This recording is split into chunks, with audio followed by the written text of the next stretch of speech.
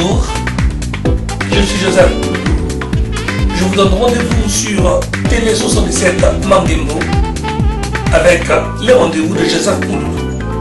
Un tour d'horizon, l'actualité socio-culturelle en France, en Afrique et dans le monde.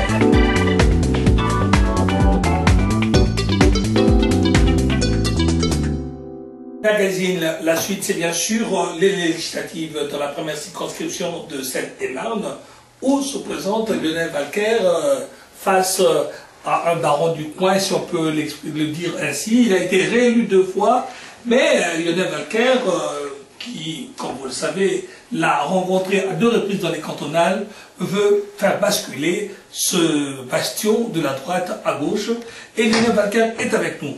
Bonjour Lionel Walker. Bonjour à vous. Merci d'être là. Alors, comment ça avance votre campagne? Notre campagne, elle avance même en porte-à-porte avec beaucoup de marches et beaucoup de contacts avec l'habitant. Donc nous sommes en campagne depuis pratiquement le 15 décembre. Et depuis, bien, nous allons mobiliser l'électorat, lui faire comprendre tout l'intérêt qu'il a aujourd'hui à ce que cette première circonscription de Seine-et-Marne, concernée notamment par Melun, mais pas que, puisque nous avons environ 120 000 habitants, 3 cantons, et que la 23 communes, et que le canton en termes d'électeurs qui fait 50% de l'ensemble de l'électorat est celui de Pertan-Gâtinais, sur lequel j'ai été élu et sur lequel j'ai battu Jean-Claude Mignon en 2008. En 2008. Et on sait, il s'en est suivi quand même une petite bataille administrative. Vous ne craignez pas de repasser par cette case, encore une fois? Vous voulez dire juridique? Juridique. Écoutez, si mon adversaire prépare le 3e tour juridique, c'est bon signe, c'est qu'il a l'idée. Voilà, donc c'est la meilleure chose que je puisse me dire, c'est qu'il est sur ce schéma-là. C'est que moi, en ce qui me concerne, le vrai combat et le véritable le succès, c'est celui des urnes, c'est celui du suffrage universel, c'est celui des électeurs, c'est celui qui est apporté par la population. Et en général, quand on tourne en juridique, c'est qu'on a perdu la bataille principale. En tout cas, il y a un peu plus d'une dizaine de candidats sur cette circonscription qui attire quand même du monde. Mais on voit quand même des forces de gauche très dispersées là-dedans. C'est 11 candidats, c'est le chiffre moyen qu'on a partout, il y a même bien au-delà, il y a rarement moins en général. Voilà. Donc ensuite, il y a chaque force politique qui est légitime pour porter son message, si on peut dire. Voilà, il me semble que ensuite, il y a le lien entre la politique nationale et puis l'engagement territorial qui fait qu'il y a quand même voilà, pas le même niveau de candidature, si on peut dire, sachant que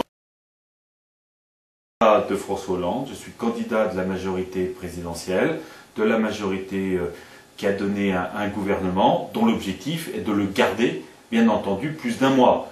Parce que si demain on a une cohabitation, si demain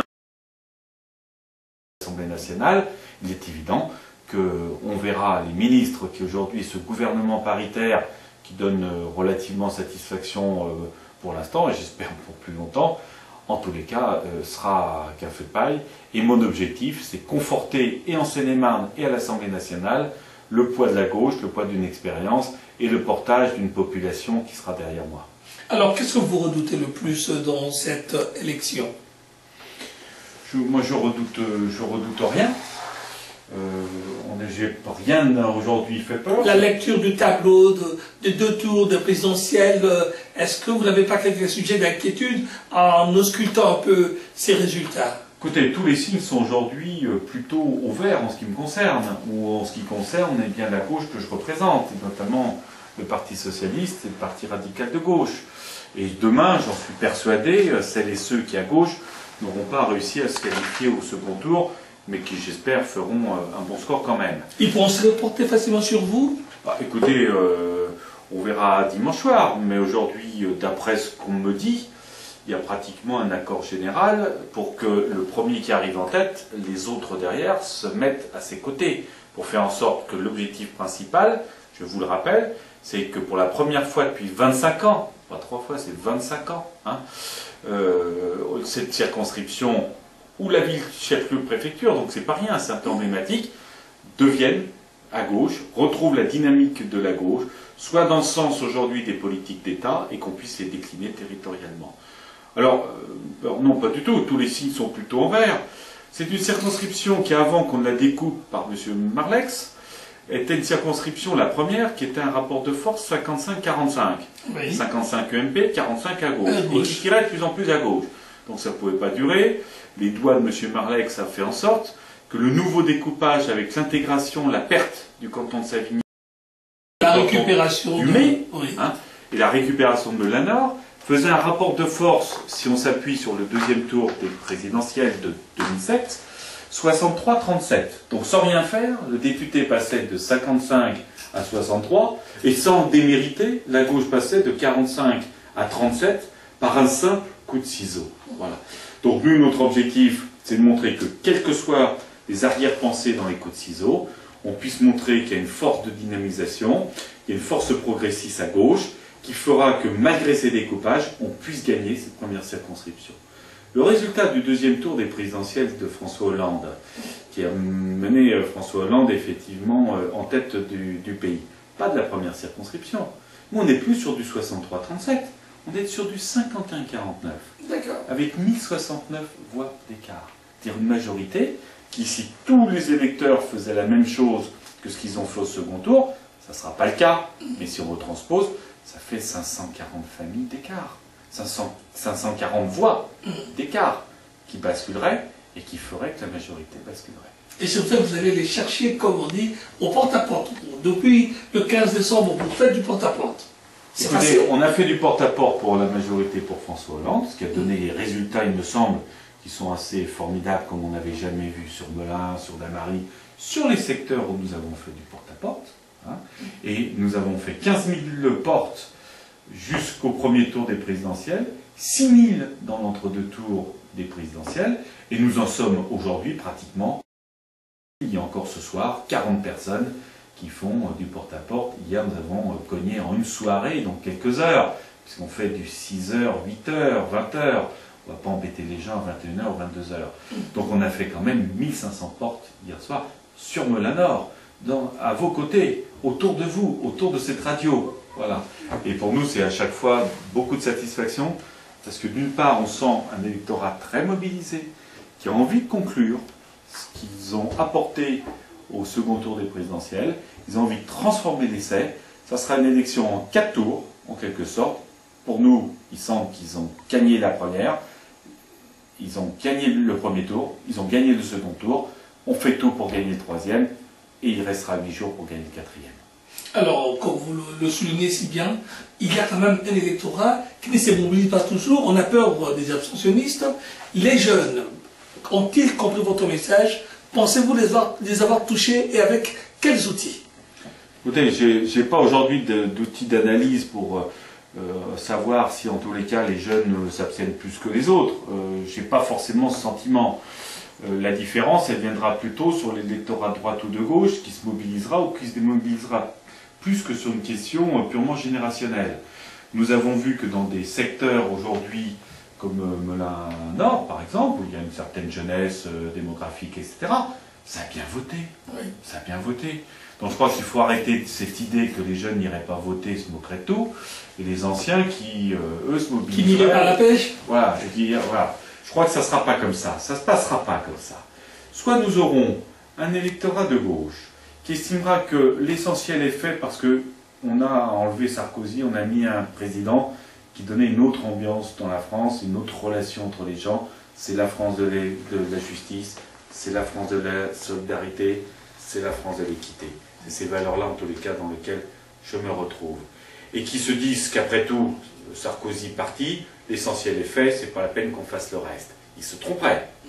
Ou alors, mais c'est pas impossible qu'il y en a qui raisonnent comme ça. Ou alors, ça sera un électorat de droite qui estimera qu'ayant perdu, la cohabitation, ils l'ont suffisamment dit, n'est pas une bonne chose. Il ne faut pas bloquer la France aujourd'hui. Ça ne sera pas un succès si on bloque la France. Si on a un président qui ne peut pas porter les politiques publiques et internationales, et si on a une chambre qui ne peut pas être relayée par le président de la République. C'est Jacques Chirac lui-même qui l'a vendu, et cette famille politique qui nous l'a expliqué. Voilà comment elle ferait marche arrière. Et qui dirait que parfois, bien peut-être que soit je vais voter sur un candidat de gauche qui me paraît voilà, politiquement accessible pour un électeur de droite, soit au contraire, je m'abstiens et je ne vais pas voter pour ne pas bloquer la France. Et cet électorat-là, peut-être l'électorat de l'abstention, et qui bien sûr renforcerait de toute façon le poids de la gauche sur ce secteur. Quoi qu'il en soit, l'objectif, c'est pas de jouer sur l'abstention, pas plus qu'on ne joue sur l'hypothèse d'un troisième candidat au deuxième tour.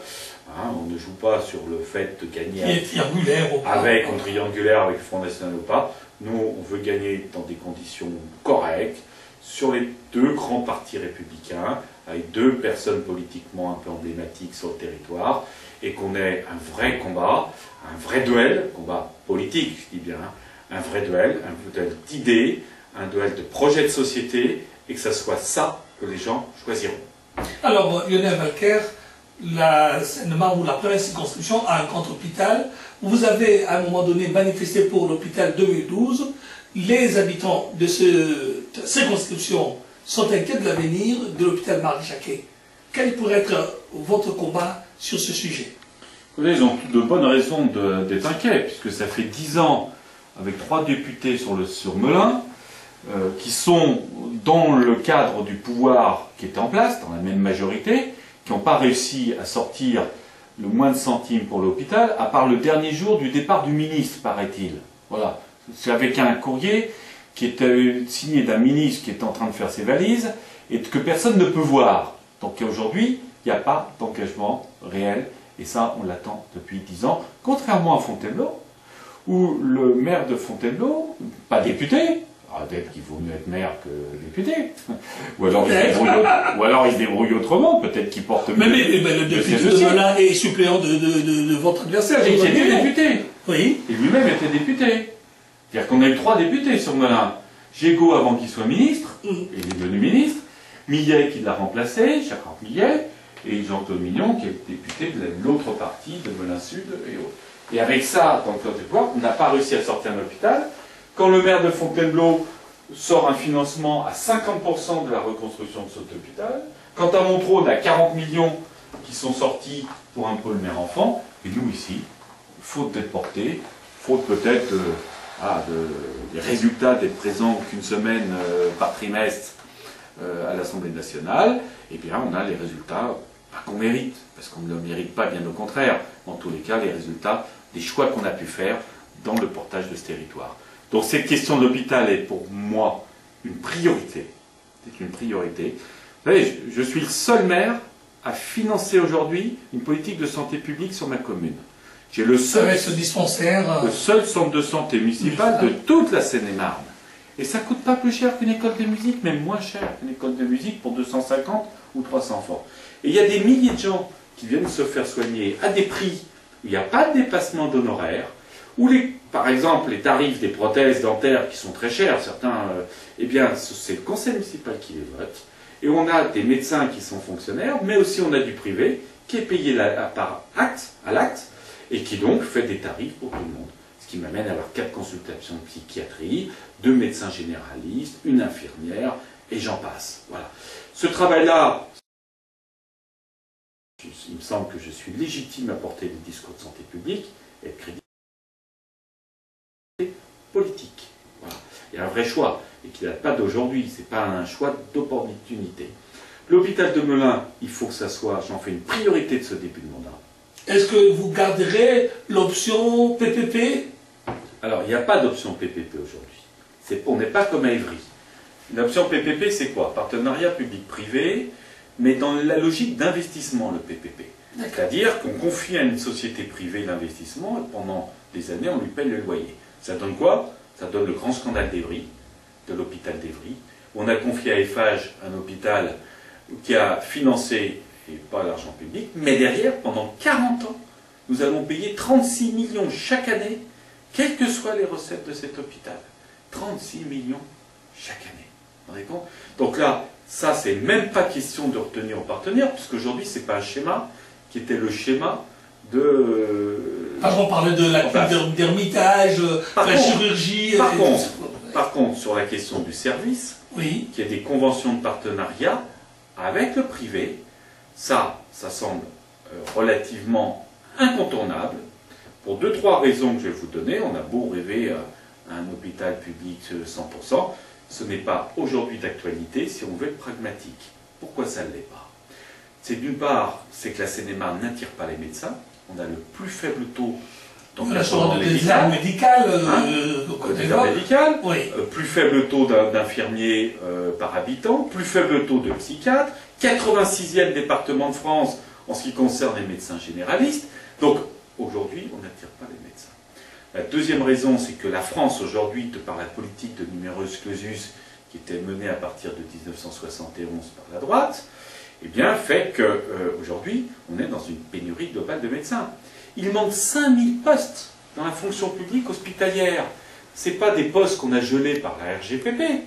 Ce sont des postes qui budgétairement sont inscrits, qu'on n'arrive pas à remplir, qui heureusement sont compensés par 3000 médecins venant d'étrangers, mais il en reste 2000 qui ne sont pas couverts. Donc quand on a à la fois une double pénurie, et locale et nationale, concevoir aujourd'hui un hôpital qui fonctionnerait uniquement avec les ressorts de fonctionnaires, de médecins fonctionnaires ou praticiens fonctionnaires de la fonction publique hospitalière, il y a peut-être 10-20 ans c'était peut-être faisable, aujourd'hui ça ne nous semble pas pragmatique. Et plus on attendra, le déficit d'Evry amènera à sacrifier demain l'hôpital de Melun-Fontainebleau, quand on sait que celui de Fontainebleau, de Melun-Sénard, quand on sait que celui de Fontainebleau va se reconstruire, puisqu'il a un financement à 50% de sa reconstruction, 60 millions. Voilà. Un combat dans le combat. Alors, quel type de député serez-vous? Arriverez-vous à mobiliser des fonds là où les 3 députés n'ont pas réussi à mobiliser les fonds? Qu'est-ce que vous donnez comme rendez-vous, promesse aux électeurs de votre circonscription? Alors, je ne ferai que des promesses de ce qui m'engage moi-même. Faire des promesses pour les autres, ça m'est un peu difficile. Mais simplement, je peux vous promettre et vous assurer que dès le lendemain, quand je serai député, vous voyez, je fais comme le président quand je serai président, oui. Et quand je serai député, eh bien, le premier dossier que je ferai, ça sera réunir les acteurs de la santé, que j'ai déjà vu, pour voir s'ils étaient prêts à se remettre autour de la table sur un nouvel projet, effectivement, de partenariat, qui ne privilégie plus, comme aujourd'hui, le privé et le public qui en dépendraient, mais un projet de partenariat qui se ferait autour d'un projet de santé publique, avec une participation du privé. Il ne faut pas oublier quand même qu'il y a des secteurs où les gens ne vont que dans le privé. Donc ce privé du privé, c'est pas renforcer l'hôpital public, c'est fragiliser. Par contre, amener les forces du privé, que ce soit dans la professionnalisation, que ce soit par des financements sur leur part de l'hôpital, leur part à eux, eh bien, ça vient renforcer un pôle, ça conforte la question, et il me semble qu'aujourd'hui, on n'a plus les moyens de faire de l'idéologie, il faut, mais qu'on se donne une double priorité. Un projet rapide, faisable, et d'autre part, qu'on se garantisse l'accès aux soins pour tous. Dans le projet actuel, il n'y a plus de chirurgie publique. Voilà. Ça, c'est pas possible. Ramener vers Montreux. Non, ça c'est la nuit. Non, ouais. Il n'y a plus de chirurgie publique, ça veut dire que si vous avez besoin d'un acte chirurgical, vous n'avez pas de choix, il faudra aller que vers le privé. On dit ça, ce partenariat-là aujourd'hui, il faut le revoir pour redonner du sens public au projet qu'il y a aujourd'hui. Écoutez, Lionel Valcaire, donc je rappelle, vous êtes candidat de la gauche, c'est marqué de la gauche. Du président de la République, de la majorité présidentielle. Voilà, sur la première circonscription, on dirait presque, bon, on ne va pas soupçonner M. Barlex d'être de votre côté, mais en vous ramenant quand même la partie du Gâtinais, vous êtes un peu à l'aise là-dedans. Écoutez, à l'aise, toute élection est difficile. On partait quand même de loin. Hein, on partait d'un 63-37 dans le découpage, et à la fois le mouvement du président de la République, plus le travail qui a été fait sur le terrain, qui a amplifié ce mouvement, nous ramène aujourd'hui un score qui fait des choses qui étaient improbables, des choses possibles. Donc, rendez-vous effectivement dimanche, par une forte mobilisation, par un vote effectivement qui confortera ce que Melun-Nord et la première circonscription a voté en partie, parce que n'oublions pas quand même que la gauche a quand même un petit peu de retard, et que j'espère bien que le mois qui vient de se passer, le travail qui a été fait, le confortement aujourd'hui de ces France que le gouvernement et le président nous préparent, nous amènera à conforter les électeurs, à se déplacer et à transformer l'essai. Mais bonne chance, Lionel Walker.